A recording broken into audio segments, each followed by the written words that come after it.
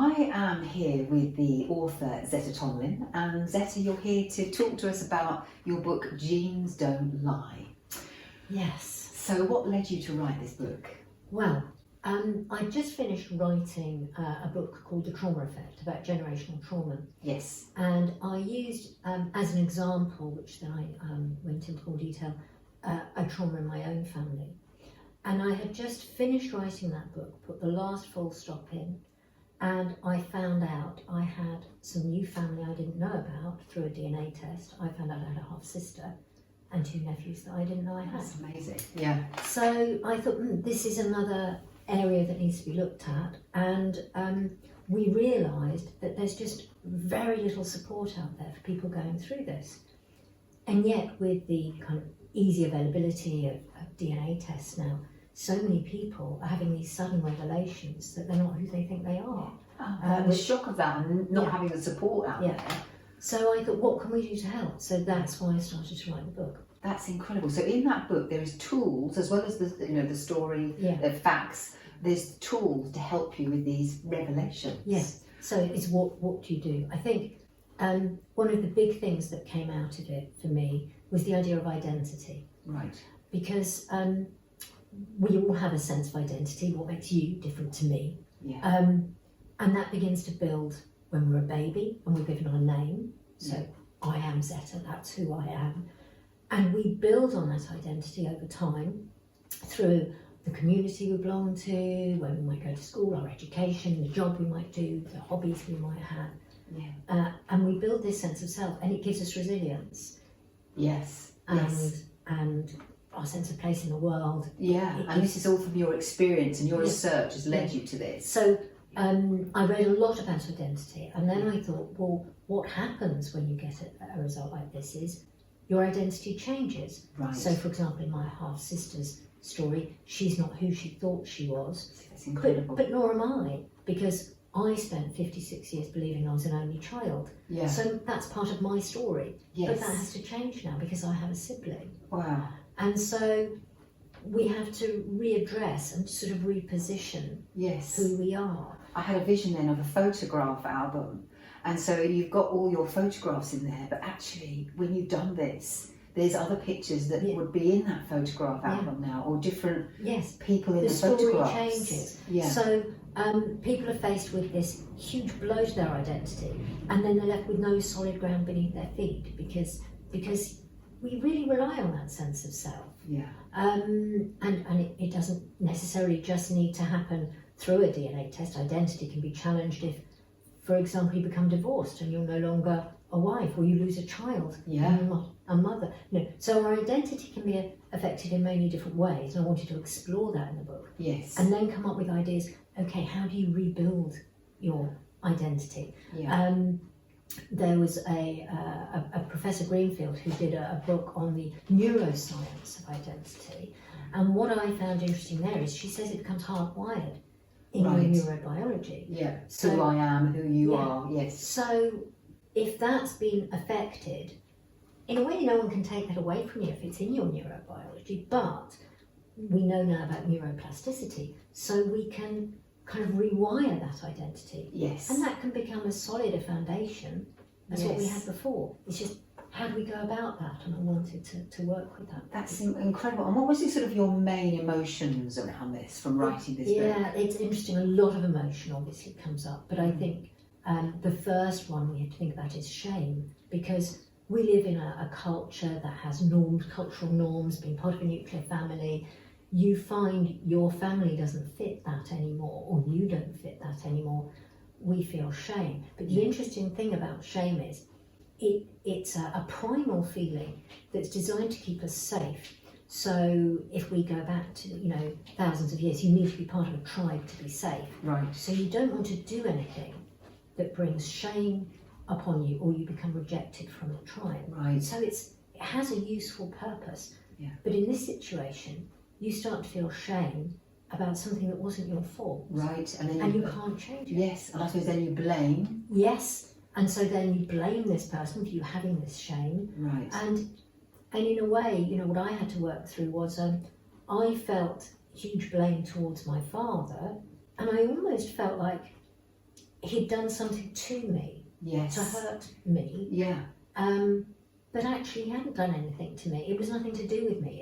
It's all circumstantial accident, Yeah. isn't it? Yeah. But we take it very personally. Yes. And I yes. had to work through those feelings and come out the other side. Yeah. So is it like almost like redefining your story? Yes, my story of my family. Mhm. I know I'm not the most affected because I still had my father, but still my relationship with him changes. I'm not his only child. He has another daughter. Yes. You know, Yeah. so it all shifts slightly. And then for the other person, their whole world shifts. Yeah.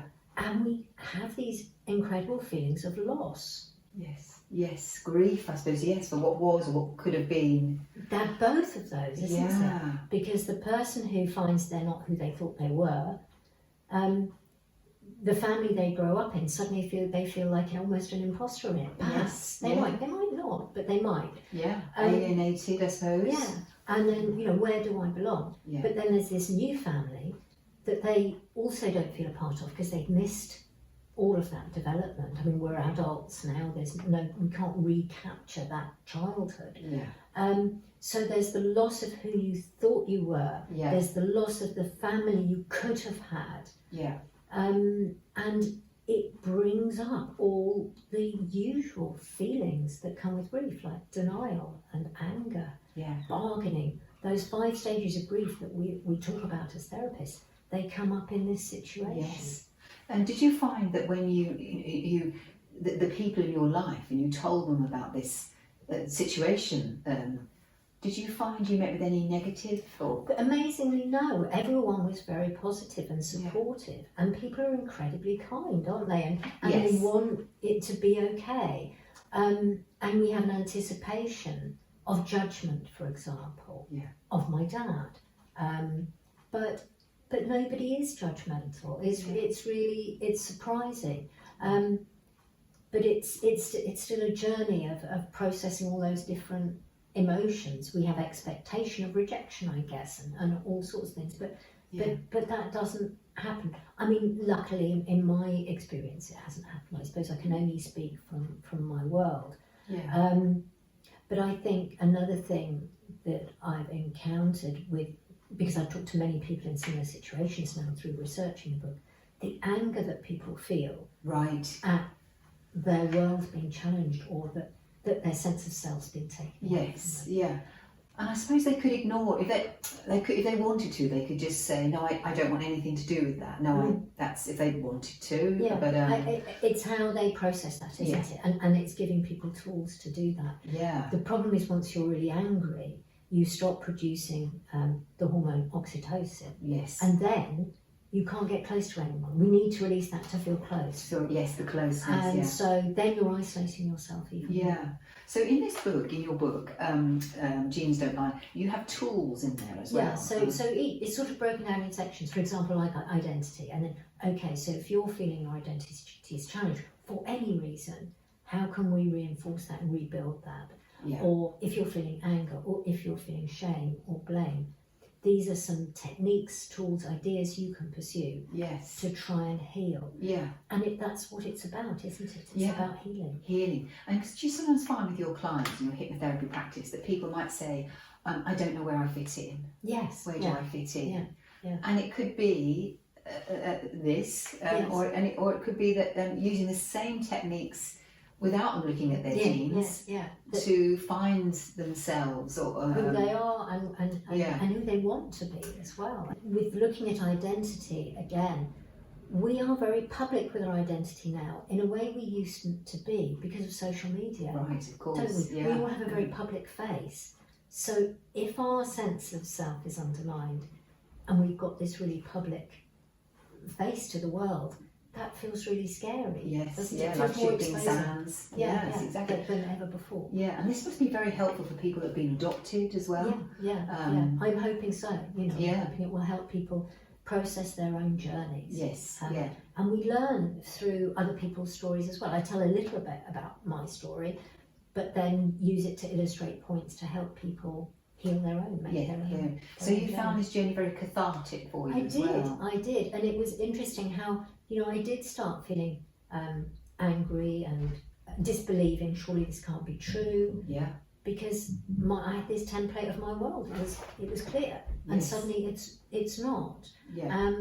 And although I am blessed with a wonderful sister, Yes. and we get on very well, I mean, it's a gift to both of us. We're both still processing the change. Absolutely, yes. Yeah, and you get on very well. And Yeah. I mean, and let's say if you didn't get on well, I mean, I suppose that the hypnotherapist within you would help with that, or yes, and try and find ways of doing that. I mean, I have been lucky. yeah, Not everyone, I guess, is going to be yes, lucky. I wanted her to feel a part of my family, and I've done my best. I can't change the past, yes, but I can try and help as much as I can with the present.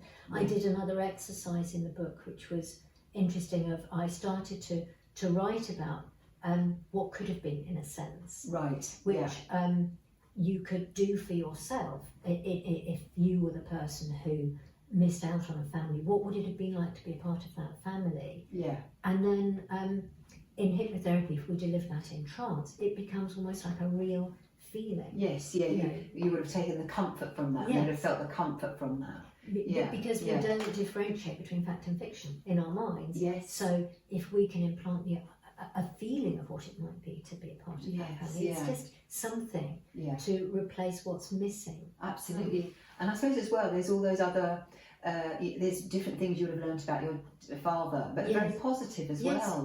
yeah.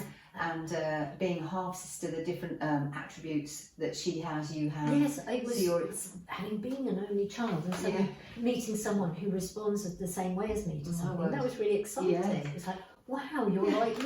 There's someone else a bit like me out there, which Yeah. I've never experienced. And what about the physical? Do you look like A little your bit, half-sister? a little Yeah. bit, a little Yeah. bit. You can see a similarity. Okay, yeah. Sort of cut from the same cloth in a slightly different way. And that was interesting when we first met.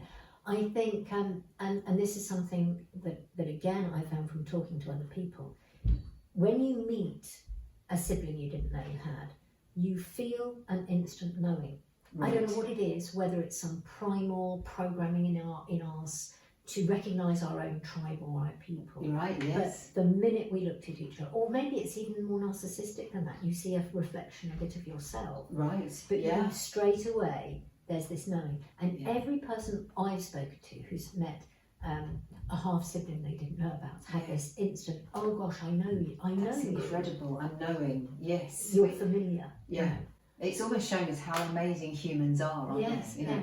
yeah. Just thinking of using the word familiar from family, Yes. it is, isn't it? It's that Yeah, connection. absolutely. So a fascinating journey, not a straightforward one for anybody embarking on No, this, no. but it's trying to find your way through it. That's it, and seeing the positives. I think the tools in this book show sort of positive ways you can embrace. That's what I'm hoping, and I use a metaphor of a tree in here, of tree roots. You've got the roots into your family you grew up in, Yes, and no one can take those away from you. They're there. yeah, But then you're starting new shoots into your new family yes. to give you new anchorage. Absolutely. So instead of losing, trying to get to a point of gaining. Gaining, that's a lot. I love that. Instead of losing, it's gaining. Yeah. I love that. That's absolutely. Well, so- Zetta, thank you so much for Oh, talking to us about thank your you. book.